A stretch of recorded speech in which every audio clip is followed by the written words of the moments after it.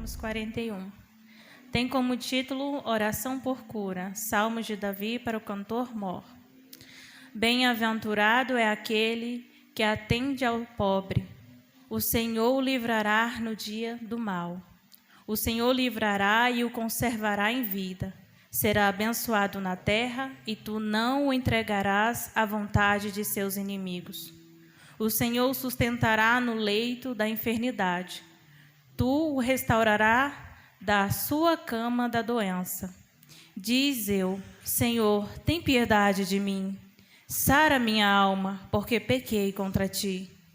Os meus inimigos falam mal de mim, dizendo: quando morrerá ele e perecerá o seu nome?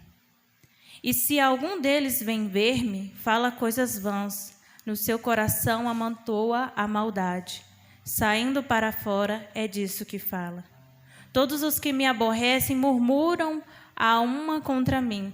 Contra mim imaginam o mal, dizendo: uma doença má se lhe tenha pegado. Agora que está deitado, não se levantará mais.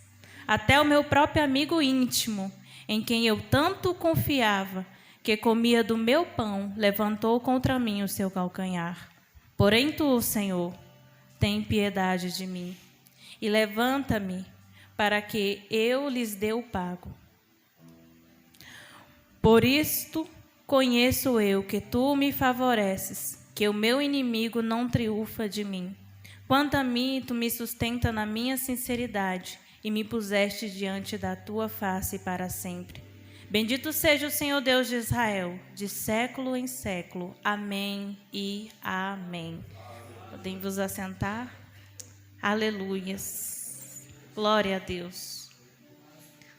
Então, nós já começamos com uma palavra bem-aventurado. Como já foi dito aqui, bem-aventurado no seu significado mais profundo ou mais fácil de compreender, é uma pessoa feliz, bem-afortunado, aquele que desfruta das bem-aventuranças divinas. Então, é uma pessoa feliz, completa, próspera. E em Salmos, nós não vamos ver essa palavra somente nesse capítulo. Vamos ver nos demais. E também não só em Salmos, mas em outros livros, como em Mateus, também vai falar sobre bem-aventurado.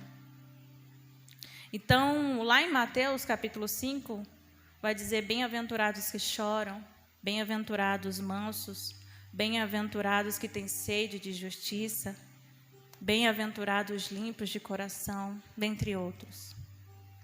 E sempre que esse bem-aventurado ele vem também com algo a ser feito, né? Se você está chorando, se está passando por um momento difícil, o Senhor acalmará o teu coração e te fortalecerá. Mas se você é uma pessoa de justiça, logo também você vai ser bem-aventurado. Então, a bem-aventurança ela vem com algo a ser feito e algo a ser retribuído. Não que nossas obras são tão boas o suficiente para sermos retribuídos, mas é o Senhor, por sua misericórdia, Ele faz.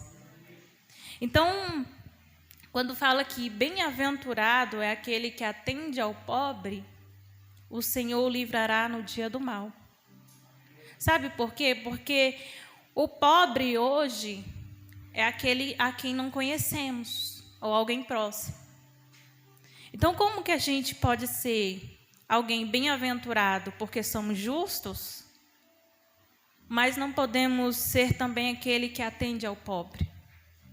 Seria errado dizer somos bem-aventurados porque somos justos, se eu conheço a justiça e sou bem-aventurado por ser justo, eu também preciso olhar para o meu próximo e entender que ele necessita da minha ajuda.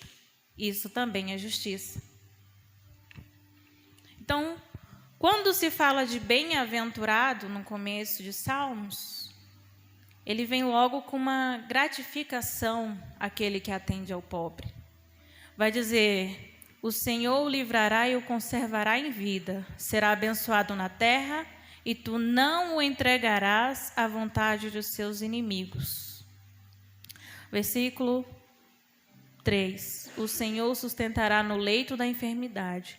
Tu o restaurarás da sua cama da doença. Então, você atendeu ao pobre, atendeu ao necessitado. Logo também as bem-aventuranças do Senhor se achegará à tua vida. Mais uma vez, pela misericórdia do Pai, não pelas nossas atitudes. É por isso que quando nós tentamos ser bons, não é por aquilo que devemos ou que queremos receber, mas é porque o Senhor nos ensina a ser assim. E logo quando fazemos algo bom, nós somos bem-aventurados. Então não adianta dizer assim: eu sou uma pessoa de justiça, o meu coração é limpo, eu tenho sede e fome de justiça, eu sou pelo certo, eu não tolero injustiça na minha frente. Não adianta ser assim, esperando algo em troca. Isso é algo que o seu caráter precisa ser moldado. Então Davi tinha essa convicção de que o coração dele era moldado e que ele era alguém que atendia aos pobres, era alguém que era um homem de justiça. E ele entendia também que por ele ser assim, ter o seu caráter moldado segundo a boa vontade de Deus, ele sabia: o Senhor me atenderá no momento mau, o Senhor me livrará da enfermidade. E ele não falava isso de boca para fora não, irmãos, porque muitas vezes é fácil a gente falar do amor de Deus, que Deus salva, que Deus cura, que Deus liberta. É muito fácil. Tem gente que fala de Deus que você fica de boca aberta, porque fala de uma maneira tão bela, tão bonita. Às vezes nem é da igreja, não é nem cristão, mas se você for perguntar de Deus para ele, ele vai falar: Deus é maravilhoso, Deus é bom o tempo todo. O que é Deus para você? É tudo. E fala de uma maneira bonita. Mas quando se é falado de boca para fora, não tem efeito. Então Davi, ele tinha essa convicção, ele sabia: o Senhor vai me livrar no dia mau. Ele falava das misericórdias do Senhor. Ele falava de como Deus era bom, de como Deus o libertava, cuidava dele, tinha um cuidado grande com ele, mas ele tinha essa convicção. Ele não fala aqui de boca para fora. Então eu não posso falar do amor de Deus se eu não experimento esse amor. Eu não posso falar: Deus cura, mas eu não experimentei nenhuma cura na minha vida. Mas por quê? Porque eu estou falando de boca para fora. Ah, mas não viu testemunhos? Vi, mas não mudou nada na minha vida, não mudou no meu coração. Então, quem teve aquela experiência, ele se sentiu moldado e ele pode falar com convicção: Deus cura. Quem foi liberto, ele pode falar com convicção: Deus liberta. Mas quando eu não experimento isso na minha vida, eu não tenho muita propriedade para falar. Então eu falo de boca para fora. Então eu preciso experimentar isso e falar com convicção, com certeza. A cura ainda não chegou, mas fala como se ela já tivesse chegado. A libertação não chegou, mas fala como se ela já tivesse chegado. A porta não abriu, mas fala como se ela já tivesse sido aberta. Porque é uma palavra de convicção. Eu não posso dizer: Deus proverá, se eu não confio. Se eu estou arrumando 1000 coisas. Estou indo ali, estou ali, converso com um, converso com o outro. E aí, tem como você me ajudar? E liga para um, e aí, tem como você me ajudar? E eu estou dizendo: Deus proverá, e eu não estou esperando Deus prover? Está todo mundo falando: olha, não tem como eu te ajudar nesse momento, me desculpa. Olha, está complicado, está difícil. Eu queria muito te ajudar. E você fala assim: e agora? O que eu vou fazer? E aí você está dizendo: oh, Deus proverá, mas você não está confiando, você não tem fé. Não fale coisas vãs. Não fale aquilo que você não crê. Fale aquilo que você crê. E se você não está crendo, fale assim: Senhor, eu não tenho muita fé sobre essa situação não. Realmente eu estou um pouco fraco de fé. Mas eu vou confiar em Ti. Eu vou deixar em Tuas mãos. Não se atente pela minha falta de fé. Se atente à Tua misericórdia, ao Teu amor. Porque o Senhor sim é grandioso. A minha fé é pequena, falha, quase nada, mas tu és grandioso. Então a gente tem que ter essa convicção do que o Senhor faz nas nossas vidas. Convicção da fé, convicção da salvação. Eu não posso dizer, irmãos, o Senhor salva. A salvação do Senhor está aqui para vocês. Se eu não confio nisso, se eu tenho medo de morrer amanhã porque eu não sei o que vai acontecer, eu não sei se realmente vai ter uma salvação para mim depois daqui, ou simplesmente a minha vida vai acabar aqui. Eu preciso ter essa convicção.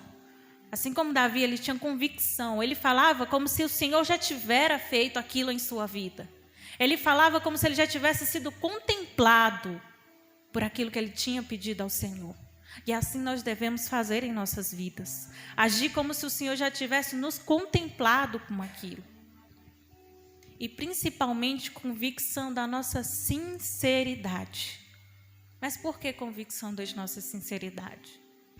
Porque Davi vai falar aqui mais embaixo, no versículo seguinte, que o Senhor sustentava em sua sinceridade. Ele tinha convicção da sinceridade dele.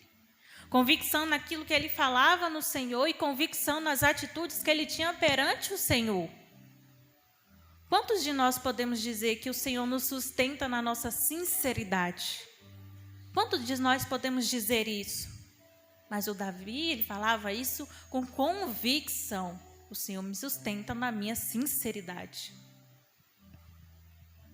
Será que sim? Será que estamos sendo sinceros diante do Senhor? Será que em certos momentos nós vamos falar ao Senhor, tenha misericórdia de mim porque eu pequei? Davi, ele era sincero. Ele era um homem que falava do seu pecado abertamente. Em uma certa pregação aqui, alguém disse que os salmos de Davi eram uma carta aberta. E é exatamente isso. Era um homem que assumia os seus medos, que assumia as suas fraquezas, assumia o seu pecado e, acima de tudo, falava sobre a grandiosidade de Deus e da sua misericórdia. Tem alguns salmos deles que parecem até meio parecidos, mas é porque ele falava com convicção. Ele era sincero diante do Senhor. Então, será que nós temos sido sinceros? Senhor, eu pequei. Eu falhei. Será que nós temos olhado para o nosso dia a dia e falado assim, Senhor, eu tenho mirado facilmente. Coisas pequenas têm me estressado. Será que eu tenho falado diante do Senhor, olha, eu tenho xingado algumas vezes, não tenho controlado os meus lábios. Será que eu tenho chegado diante do Senhor e falado, olha, eu fiz muita fofoca durante essa semana. Eu falei mal de algumas pessoas. Eu denegri a imagem de algumas pessoas. Será que eu fui sincera ao ponto de dizer, Senhor, tem uma certa situação na minha vida que eu não fui liberto totalmente, eu não fui liberta totalmente. E eu preciso dessa mudança. Ou será que estamos tão cheios de egos, tão acreditados em nós mesmos, que somos santos, que somos capazes, que agora que nós somos crentes, nós não devemos nos preocupar com mais nada, que temos seguido fielmente a Bíblia, que um detalhe ou outro que eu fiz, um erro ou outro não influencia em nada. Será que eu fui sincera ao Senhor e falar, olha, Pai, por uma atitude minha, um amigo, um irmão, um parente, por uma atitude minha, ele pensa mal de mim e pensa mal de todos que são crentes. Ele não conhece a mim, não conhece a minha história, mas foi uma atitude só, Senhor. E essa pessoa virou seu coração. Me perdoa, Pai, por essa atitude. Me perdoa, Senhor, porque eu fiz aquela pessoa pensar que todos os crentes são de igual modo. Me perdoa, Senhor, por essa pessoa pensar que o Senhor não pode me regenerar ou me mudar. Será que fomos sinceros e falamos ao Senhor, olha, essa situação realmente eu não acredito que vai mudar, eu estou sem fé, estou desacreditado. E tem gente falando, tenha fé, acredite, o Senhor vai mudar a sua história. Mas eu estou cansada dessas palavras e eu não acredito mais nisso. Será que temos sido sinceros e falado isso ao Pai? Será que temos sido sinceros e falando a Ele que já não conseguimos mais orar tanto, que já não conseguimos mais ler a palavra, que tem sido difícil abrir e ler um capítulo sequer, às vezes um versículo? Será que temos sido sinceros e dizer, eu não consigo chegar pela manhã e me ajoelhar diante de Ti, Senhor? Eu tenho sido fraco, a minha alma está fraca, o meu espírito está fraco, a minha mente está fraca, o meu coração está fraco. Será que temos sido tão sinceros assim ao Pai? Ou simplesmente a nossa oração se tornou repetida, como me dê uma boa noite, me dê um bom dia, cuida de mim, cuida da minha família, protege fulano, protege ciclano, abençoa fulano, liberta ciclano. Mas será que eu tenho aberto o meu coração, assim como Davi? Abriu o seu coração a Deus? E é por isso que ele fala, o Senhor me sustenta na minha sinceridade, porque este homem, ele era sincero diante do Senhor. Ele não escondia nada. Mas será que o Senhor não sabe o que eu estou sentindo, o que eu estou pensando? Será que o Senhor não sabe o que eu quero? Ele sabe. Mas Ele quer ouvir de você, Ele quer ouvir de mim. Ele não vai perguntar, Caim, onde está Abel? Será que o Senhor não sabia o que havia acontecido com ele?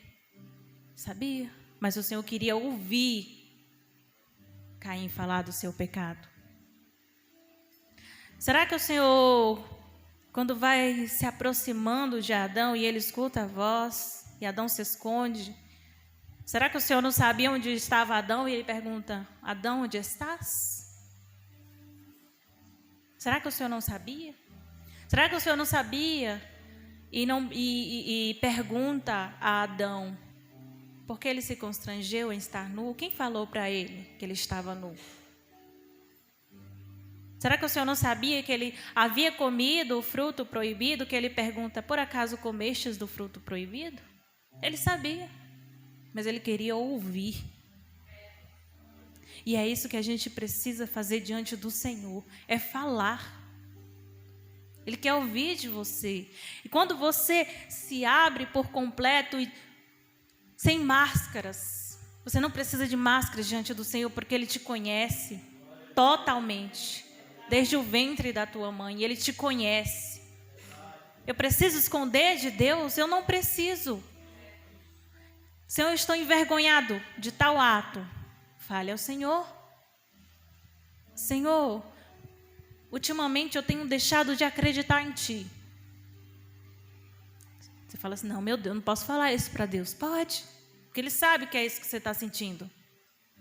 Eu tenho deixado de acreditar, Senhor. E às vezes até me questiono se o Senhor realmente existe. Eu fico com medo e tenho andado vacilante. Fala para Deus, porque é isso que Ele quer, que você ande em sinceridade. Quando você anda em sinceridade, você começa a enxergar erros que você não enxergava antes. Você começa a mudar atitudes. Você começa a mudar o teu coração. Então a gente precisa ter essa convicção da nossa sinceridade diante do Senhor. No versículo 5, ele vai dizer, os meus inimigos falam mal de mim, dizendo, quando morrerá ele e perecerá o seu nome. Versículo 8, uma doença má se lhe tenha pegado, agora que está deitado não se levantará mais. Ele dizia isso ao Senhor, ele abria o seu coração para dizer isso ao Senhor. E eu vou te falar, assim como ele tinha inimigos, nós também temos. Pode não ser alguém próximo, como ele tinha, mas temos o inimigo da nossa alma, o provocador, o tentador. Nós temos que dizer isso para Deus também. O inimigo tem me perturbado em minha mente, tem me perturbado os meus dias. E aí quando falamos disso a Deus, Ele vai nos dar força para ajudar a superar aqueles dias em que o inimigo tem falado aos nossos ouvidos, aquele dia que ele tem tentado mudar a nossa rota, mudar os nossos caminhos, mudar os nossos pensamentos, os nossos desejos. Quando o inimigo diz para você que aquilo não tem nada a ver, que pode continuar fazendo, que está tudo bem, que aquilo ali é algo simples, que tem gente que faz coisa pior. Então, quando você ora assim como Davi orava, Deus te dá libertação dos seus inimigos. Às vezes também é alguém próximo de você. Às vezes são pessoas que perturbam os seus dias. E eu nem vou aqui acariciar o ego de ninguém, dizendo você é um pobre coitado, as pessoas estão te perseguindo. Ou dizer que é porque você brilha muito e a sua luz está incomodando, não tem nada a ver.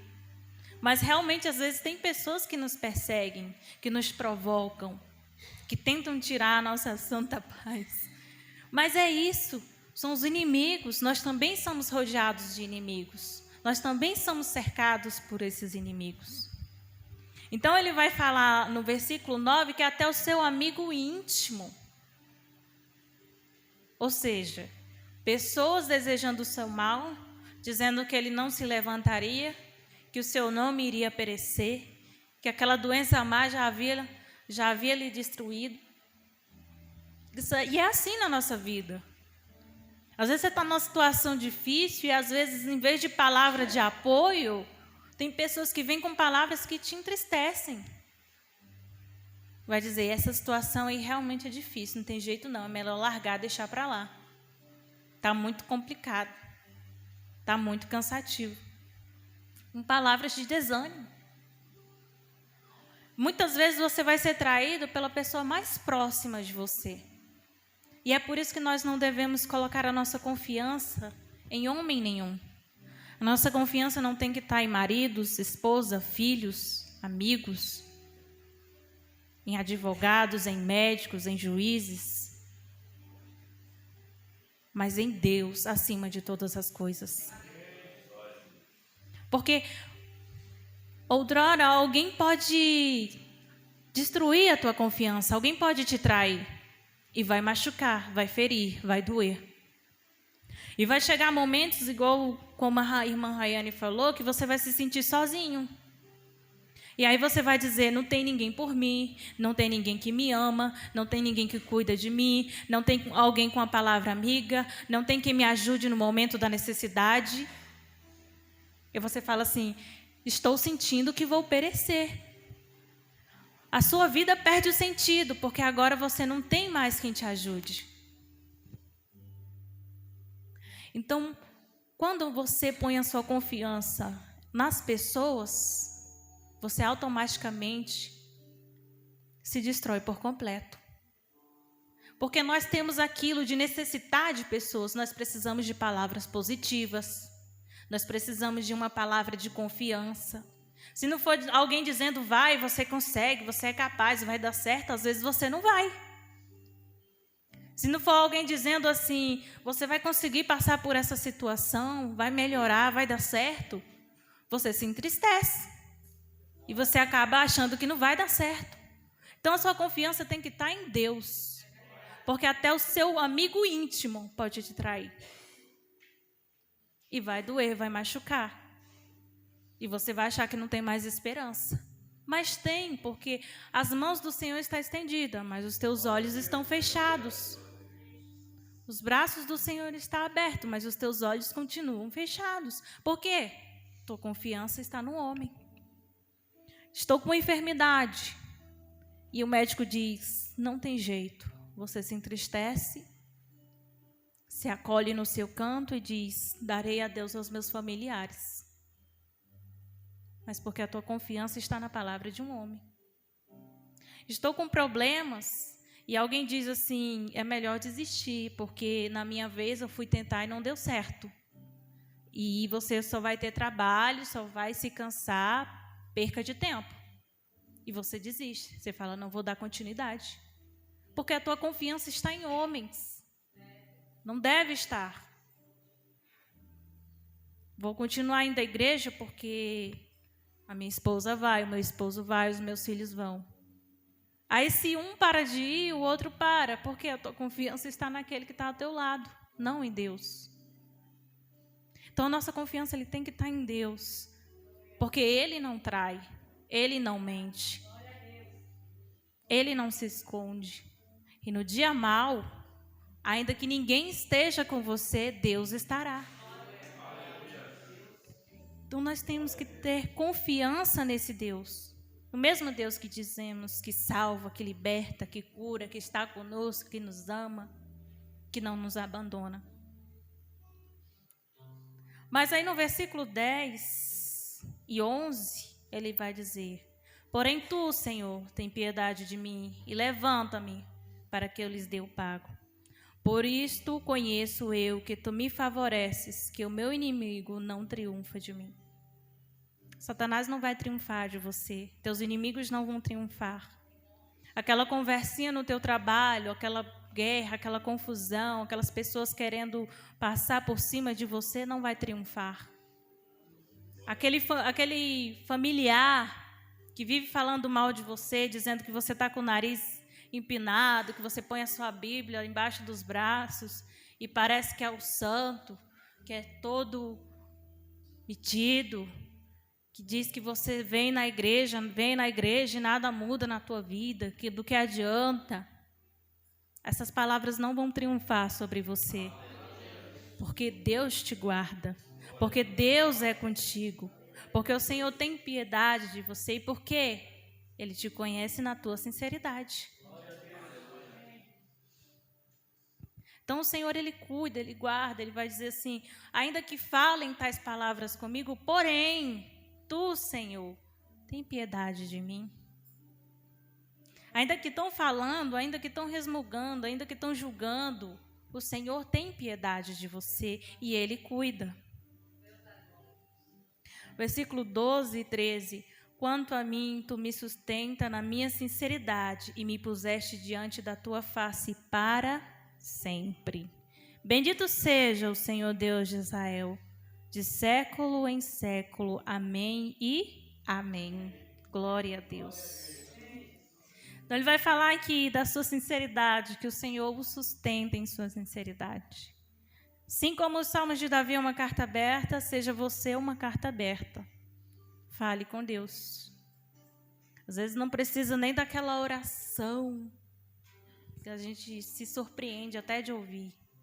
Às vezes você fala: eu não tenho palavras para me achegar a Deus.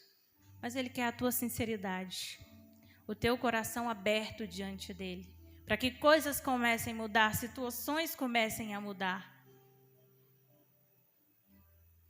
para que o Senhor pusestes a tua face para sempre diante dEle, para que você possa glorificar ao Senhor, assim como Davi glorificava. Ele estava em situação difícil, ele estava sendo perseguido, até o seu filho se virara contra ele, os seus amigos íntimos, aquele quem ele confiava, quem ele amava.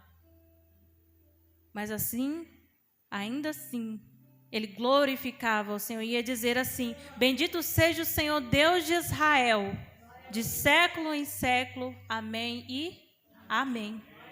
Então glorificamos ao Senhor, convicção de sinceridade. E colocamos Deus acima de todas as coisas na nossa vida. E eu agradeço a minha oportunidade em nome de Jesus. Amém.